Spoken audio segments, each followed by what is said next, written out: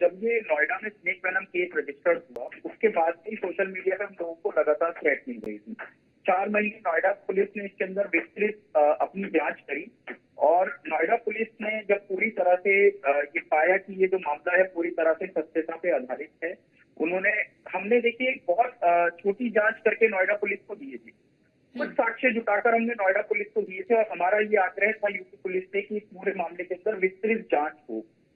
और उसके बाद जब पुलिस ने विस्तृत जांच करी, इसके अंदर कोबरा का जो स्नेक वेनम पकड़ा गया था उसकी रिपोर्ट भी आई, सारे वीडियो सारे तथ्यों को मिलाकर पुलिस ने जांच करी, हमारा सहयोग लिया, लगातार हमारी पुलिस के वरिष्ठ अधिकारियों से मीटिंग होती रही। उसके बाद फाइनली इस पूरे मामले में मार्च में गिरफ्तारियां हुई। गिरफ्तारी होने से पहले और होने के बाद लगातार हम लोगों को थ्रेट आती रही सोशल मीडिया पे लगातार।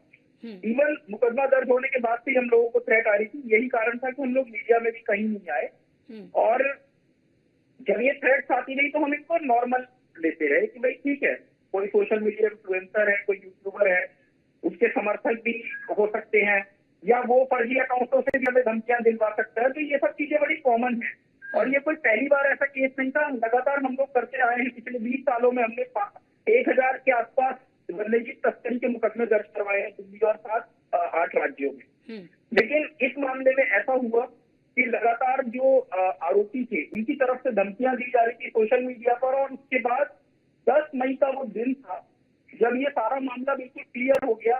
10 मई को रात को 2 बजे हमारी रेकी करते हुए खुद इसमें आरोपी एल्विश यादव यूट्यूबर और इसके कुछ दोस्त जो कि इसके गिरोह के सदस्य हैं, ये लोग 2 गाड़ियों में भरकर राजनगर एक्सटेंशन की मेरी सोसाइटी में आए रात को 2 बजे और रात को 2 बजे इन्होंने हमारी पूरी रेकी करी। इवन 4 सेकंड का फर्क रहा इनकी और हमारी गाड़ियों के बीच में।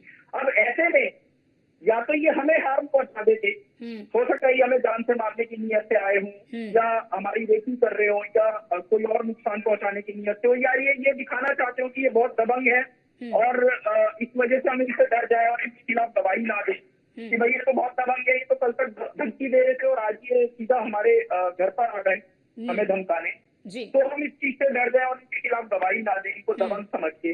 अब ऐसे में देखिए 2 चीजें उठती हैं। हमारे जो सुरक्षा कर्मी थे, अगर उसी समय हमें ये पता लग जाता तो हो सकता है बचाव में हमारे सुरक्षाकर्मी कोई जवाबी कार्रवाई इनके ऊपर कर देते। अगर वो हमारे पुलिस वाले इनके ऊपर जवाबी कार्रवाई कर देते और उससे कोई दुर्घटना या कोई घटना हो जाती तो उसका जिम्मेदार कौन होता?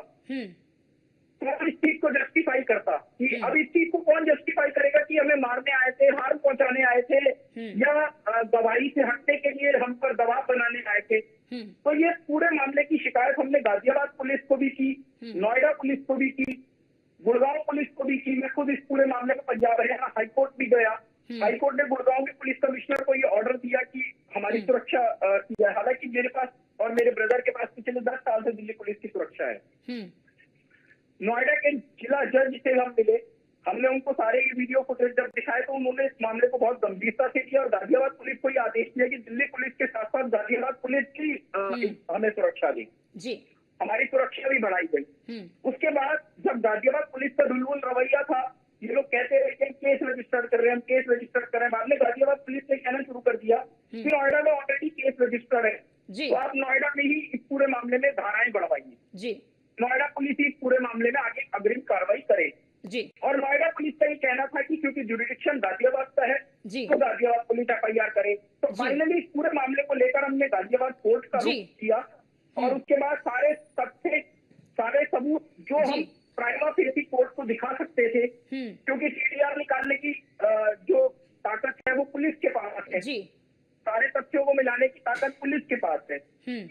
प्राइमा फेसी हमारे पास CCTV फुटेज थी, प्राइमा फेसी जो एविडेंस थे, गाड़ियों के नंबर और सारी चीज, वो सारे CCTV फुटेज हमने प्रोवाइड करे कोर्ट को और कोर्ट ने इस पूरे मामले को बिल्कुल सही मानते हुए पुलिस को ये आदेश दिया कि तुरंत इस मामले में मुकदमा दर्ज किया जाए। हालांकि इसके अंदर अभी 506 यानी कि धमकाने और जान से मारने की धमकी देने का आरोप में मुकदमा दर्ज किया गया है, लेकिन आगे इस पूरे मामले में धाराएं बढ़ेंगी क्योंकि क्लियर CCTV फुटेज है। इसके इसके अंदर सीडीआर डिटेल्स भी निकलेंगी। यहीं पे मैं आपको टोकना चाहूंगी सौरभ जी, क्योंकि आप जैसा बता रहे हैं, क्योंकि आपने भी 10 मई का जिक्र किया, 10 मई 2024 का आपने जिक्र किया कि वहां पर वो आए समर्थकों के साथ, एल्विश यादव की टीम की एक गाड़ी, कई गाड़ियों के साथ आए, जैसा कि आपने जिक्र किया। लेकिन जो सीसीटीवी फुटेज आया है, वो फुटेज में वो स्पष्ट तौर पर दिख ही नहीं रहा है, वो स्पष्ट है ही नहीं। तो आप किस आधार पर ये कह सकते हैं कि वो एल्विश यादव ही थे, क्योंकि वो तो बिल्कुल स्पष्ट ही नहीं हो रहा है।